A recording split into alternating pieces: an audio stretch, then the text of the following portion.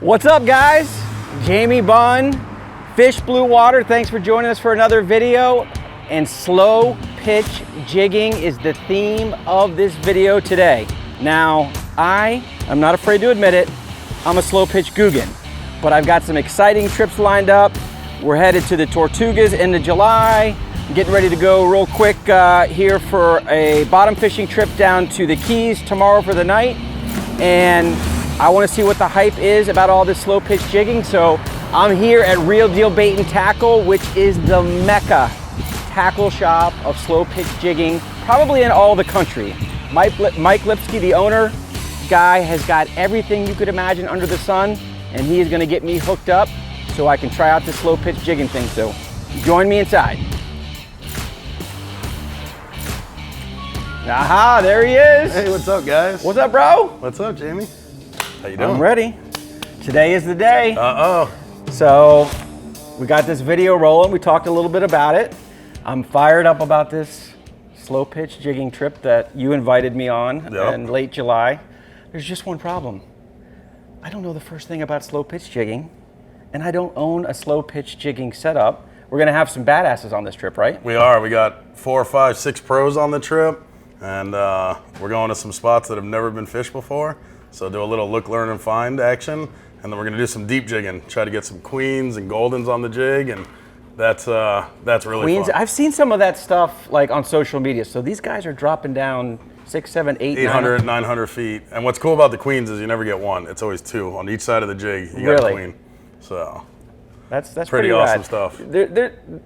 I don't know that I could ever have seen myself dropping down that deep manually for anything, but this slow pitch jigging thing has got me. It's got my interest. Yeah. So real quick, what's the hype all about, man? I mean, this thing has really taken off. Grown into something big. Yeah. So I think for me, the hype starts with in most situations, as long as your technique's somewhat proper, you're gonna outfish bait guys 90% of the time. Is that everywhere? Or is it more productive like in the Bahamas, in the Gulf, and these types of things? So I definitely think there's more productive areas. For example, out front here is not the greatest place for it. Mm-hmm. It's good, but it's definitely not the dream zone. Do you think that's because our reef drops off so fast, so quick? I think, kingfish and slow pitch don't go together because you're gonna get cut off a lot and then you're donating very expensive jigs to them. And then we just don't have a robust snapper fishery or a robust grouper fishery anymore because we're so fished out. Now where slow pitch shines is the Bahamas. I mean, it is deadly. And then the other place it shines is in the Tortugas, where we're going, right. The middle grounds, Pulley Ridge, the entire Gulf, all the way up through the Panhandle. It's on fire. And it works at any depth. There's guys jigging, micro jigging 15 feet of water, or you could jig as deep as, like we talked about, 1,000 feet of water. So there's no zone that's untapped. Very cool. Your pros, they're chasing swordfish now, which is pretty crazy. With these jigs. With these jigs. That's ridiculous. All right, so as you said, I'm gonna be in the company of some really good slow pitch guys. I'm a competitive dude, man. I don't like anybody to be able to beat me at anything. And I know that I'm not gonna obviously, be on their level, but I don't want to go into this thing like a total Googan. So here's the deal.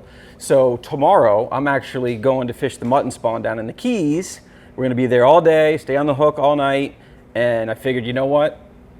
We need to put this rod together anyways, so why don't I get it done before this trip? I can mess around, get a little practice in. So I'm thinking there's probably, if you're watching this video, if you're search for slow pitch jigging and you're like me, you're trying to learn, you don't know a lot about it, this is the shop, man. I mean, I would have to guess that you have one of the largest collections of slow pitch jigs, the technical rods, all the equipment in the country, possibly the world for this.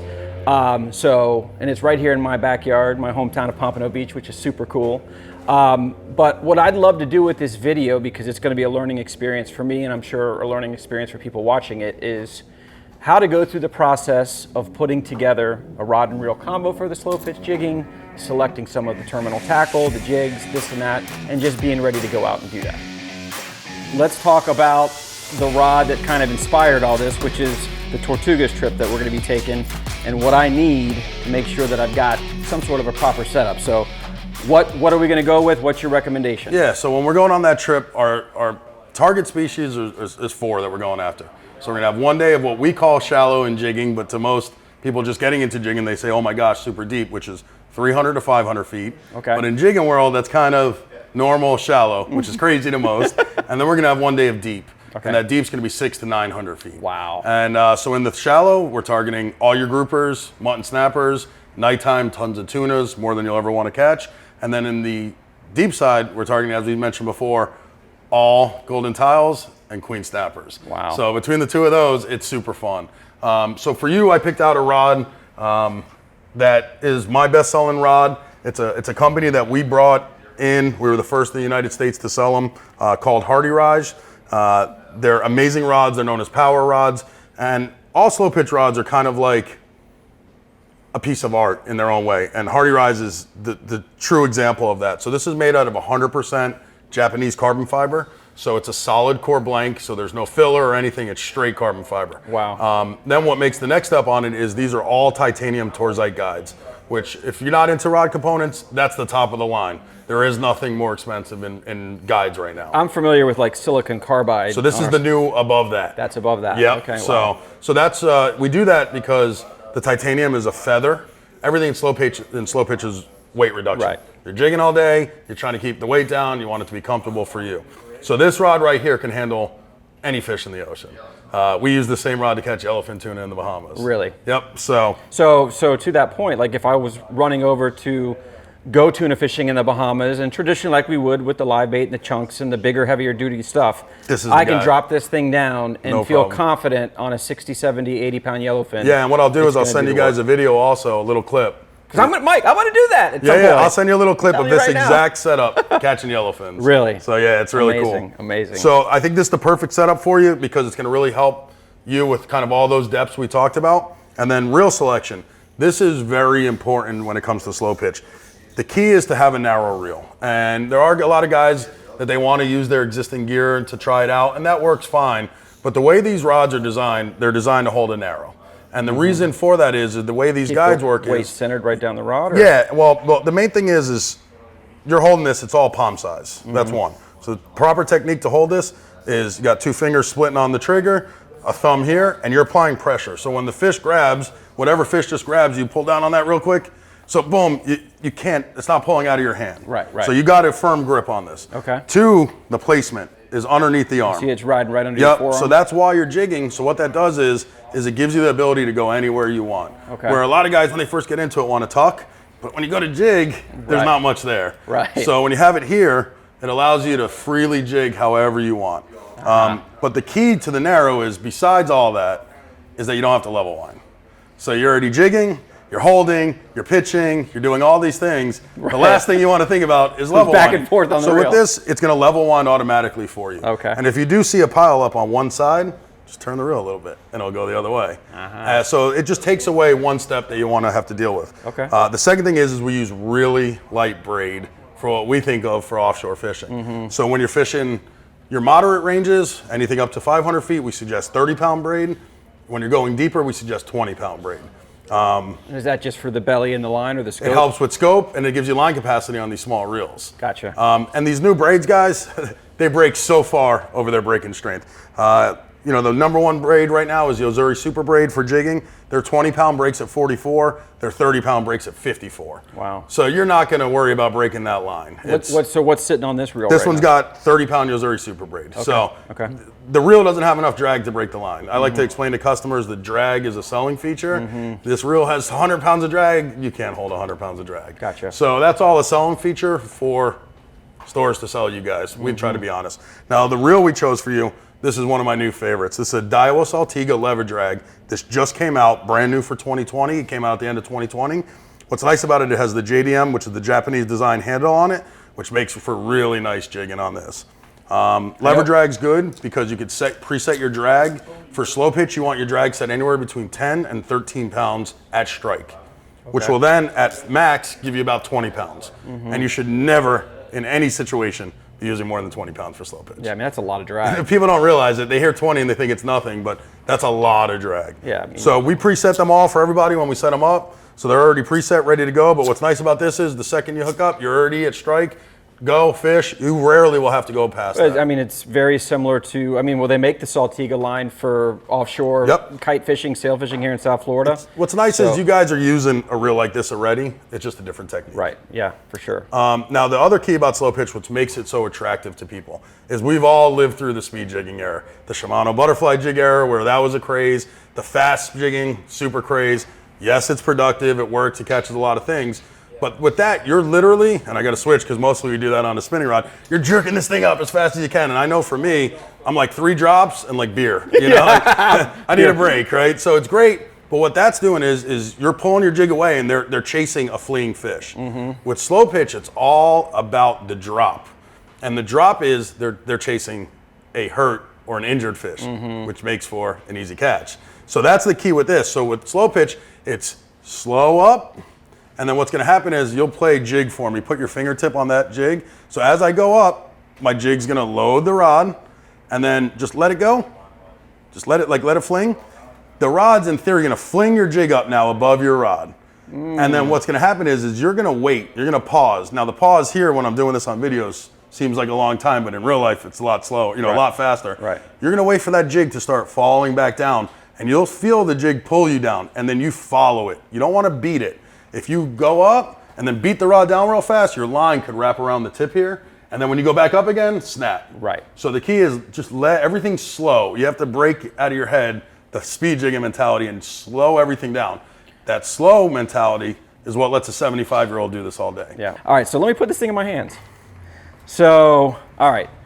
So I'm a left, obviously I'm left-handed, but I'm traditional as far as that goes. So I want this. Basically, you're saying about like that? Yeah, Is that... and again, it can be there. It's okay if it's even on the side here a little bit, like in here. Okay. But just not tucked, because the first thing you're going to do is you're going to pitch your jig.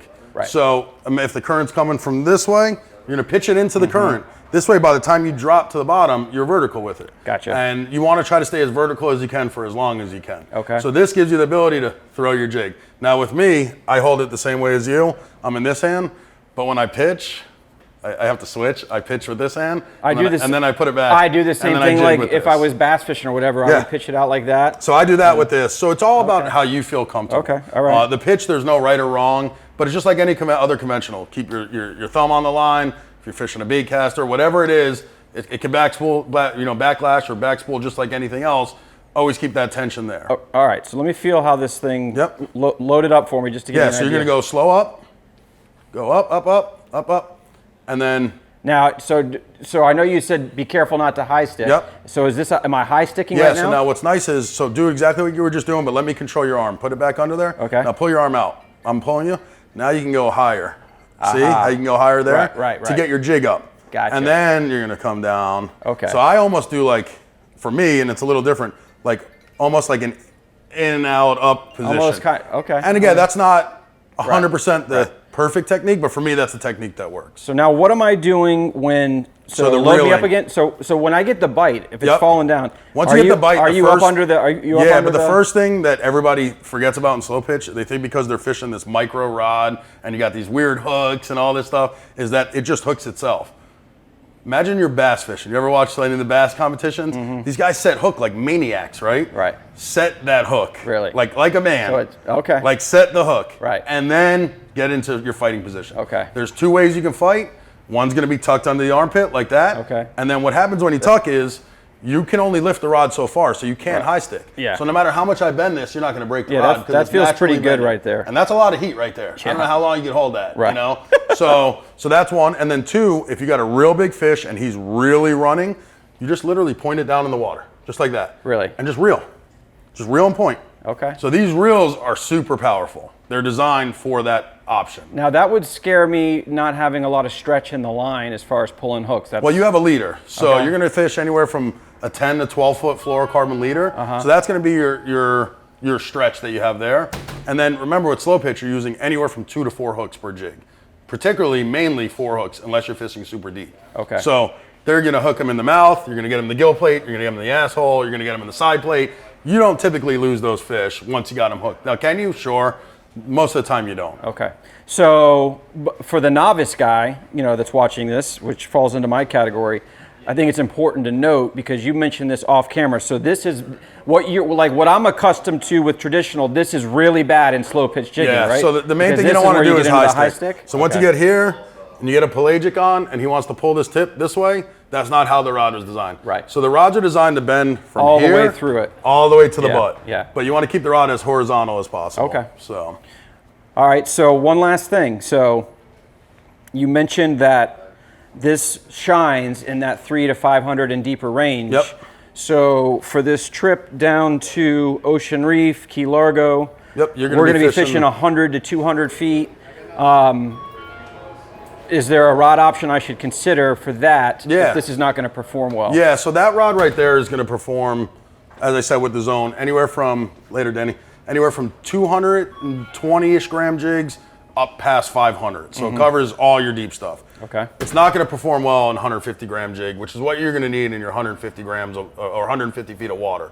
So you're going to need a lighter setup. But what's nice is when you have multiple rods, the slow pitch guys, they're going to have multiple rods and reels. They're like us. How many rods do you have for your boat? So they're no different. I can't tell that on my camera. My wife might divorce me. Yeah, we've caused 84 divorces already since slow pitch launch. So it's no different. But these guys have multiples. But for a guy like just starting, if you're going to fish multiple areas like that, just get 2 rods and swap your reel over. Okay. It's the same reel that you're going to use. Now, you can go with a smaller reel if you want to have a little more fun and shallow, but just swap it over. So for that, I would match it up with the Daiwa Harrier rod. Okay. And this is a max 300 grams. So when we go back to what we talked about earlier, this is going to shine from like 120 to 280 grams, which is going to cover you from 80 to 300 feet, no problem. Okay. So like the first rod I showed you, this rod also is a very flimsy rod and scares a lot of people right off the bat. It's a little noodly, I'm not going to lie. Luckily for you, you haven't bought it yet, so we're going to put extreme pressure on this rod. Are you ready? I'm ready. All right, I want you to get this the most that you can get it. Okay. All right, go ahead. And I'm going to get down and keep going. Two-handed. Hold on a second. Hold on. That thing is friggin'. So yeah, I mean, just to show you guys, I wasn't faking that. So as hard as you could pull and as hard as I could hold. So let's say Wednesday night, a 15-pound mutton piles on this jig. Work them. No problem. No problem. It's friggin' nuts, man. Wait, it's nuts. I'm not lying. What's even better is a 70-pound grouper gets you. Work them. It's not going to break you. The rod, as long as you fish it in its proper technique, will never just break on you. All right, man. So what's next? So I think what's next for you is we're going to get your reel spooled up. Okay. And then from there, we'll get you paired up on the rod, and then we'll go to the jig room and pick out some jigs for your trips. I love it. Let's do it.